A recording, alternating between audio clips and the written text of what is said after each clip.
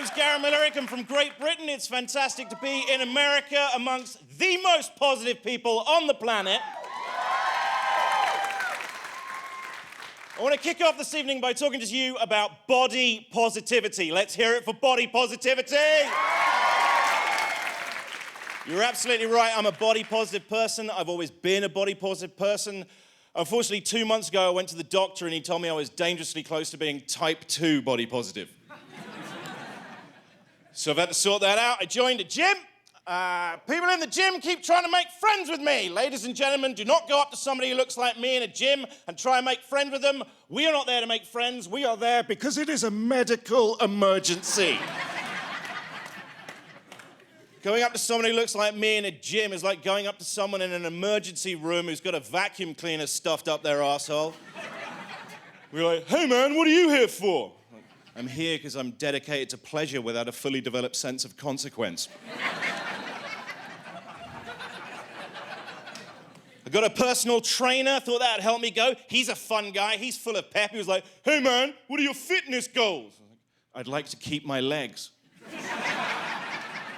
I need them to get to the fridge. I'm doing a fitness challenge with my buddy Rich Wilson. We'll send each other encouraging, motivational picture messages like I'll send something like, I've already been to the gym today and done 10,000 steps, you pie-faced sack of shit. You know, just boys supporting boys. His girlfriend and my wife asked if they could get involved in the fitness challenge, and I said, no, it's just for boys. They said, that's sexist. I said, yes, it is sexist, but it's the sort of sexism we're going to have to leave exactly where it is. They went, what do you mean by that? I said, some prejudice you cannot fix. They said, example? I was like, I don't want to get served by a ginger guy in a Chinese restaurant.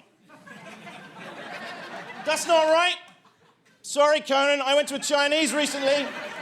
The chef was ginger. I didn't enjoy my dim sum. That's not right, but I'm not working on that. I'm going to leave it on the shelf. My wife was like, how is this remotely similar? And I was like, well, men and women have made great strides towards equality, but I cannot picture a world in the near or distant future where I could text my wife a picture of me doing that, call her a pie-faced sack of shit, and it not be a problem. Sometimes you got to leave some mold on the cheese for flavor. Now, my best friend Setters, he moved to China recently. He came to see me this summer. He brought Connie. Connie's his fiancée. She's from China. She does not speak English. I do not speak Mandarin. Setters speaks Mandarin fluently, which is ridiculous because he's always spoken in a monotone. Okay, a couple of you. Okay. The rest of you, that's actually very funny because Mandarin is a tonal language, okay? So tonal language, monotone dude, Look, I'm just saying if you were more cultured, you'd get more out of this, but I can't do all the heavy lifting for you, okay? So we're having some friends round for a barbecue. We were in the garden. I was cleaning the barbecue. They're having a conversation, which mine ear went a little bit like this, right? Connie went, "Xi jiao cheng hu xin wa." Okay, everyone, just relax, okay? Loosen your buttholes, okay? I read on Twitter recently, you cannot discriminate against people who are in a majority. I've looked into this. There are loads of Chinese people, okay? So if you're looking at this voice going, oh, that is not cool, you're wrong. And by 2019 Twitter rules, not my rules, Twitter rules, it's actually a brilliant example of punching up and makes me a bit of a hashtag hero, so you're bloody welcome. She went, "Xi jiao cheng hu xin ma." I went, "Tabe chungwei barbecue." "Woman yao xi xian ma." "Woman yao xi barbecue." "Barbecue?" "Barbecue." She went, "How? Na jiao xian ma?" "Oh, xian ye barbecue." She went, "Gai hui chungwei barbecue, xi wu jiao barbecue, na tai ji qi jiao barbecue." "Xi." 你是对的 barbecue. Bai went, 完全没有道理. I turned around and said what any reasonable person would say in that situation. I said, what the hell are you two talking about? Setters said, Connie's just asked what the social occasion people are coming round for this afternoon is called. I said, it's called a barbecue. She said, cool. What are we going to be eating? I said, we're going to be eating barbecue. She went, so the party is called barbecue and the food is called barbecue.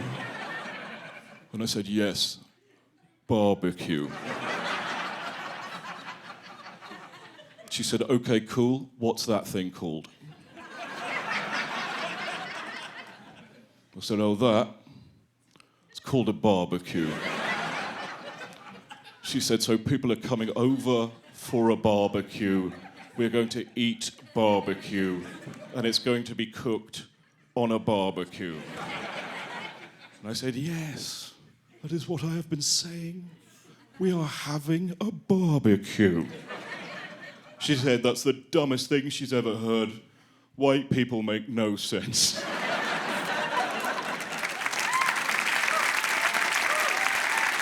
And they made me learn the Mandarin to go on this show, right? So I was just going to do a Chinese voice. The producer was like, no, there'll be complaints. And I was like, I don't think a single Chinese person will mind.